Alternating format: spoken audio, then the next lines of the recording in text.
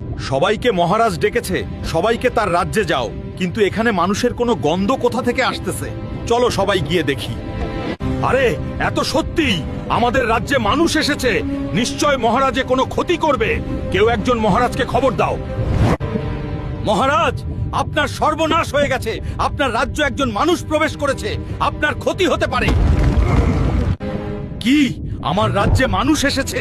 ওর এত বড় সাহস, নিশ্চয় আমার কোনো ক্ষতি করবে। একে আমার কাছে নিয়ে আসো। প্রহরীরা, তোমরা কোথায়?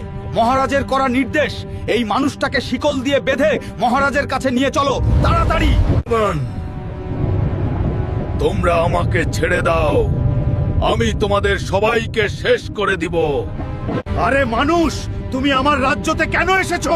আমি অক্টোপাস রাজাকে শেষ করে দিব, সে আমার বউকে তুলে নিয়ে গেছে। আমাকে ছেড়ে দাও।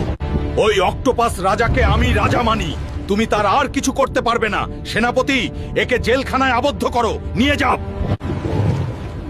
তোমরা আমাকে ছেড়ে দাও, না হলে তোমাদের সবাইকে শেষ করে দিব। তোমরা আমার কিচ্ছু করতে পারবে না। কুমির রাজা, তুমি আমার কিছু করতে পারবে না। যেভাবেই হোক আমি এখানে থেকে বের হয়ে যাব, সেদিন তোমার শেষ দিন হবে। কি মনে হয় বন্ধুরা, হাল্ক কি পারবে সেখান থেকে বেরিয়ে আসতে? পরের পার্ট দেখতে ভিডিওতে লাইক করে, পেজটা ফলো করে, কমেন্টস করো পার্ট 3।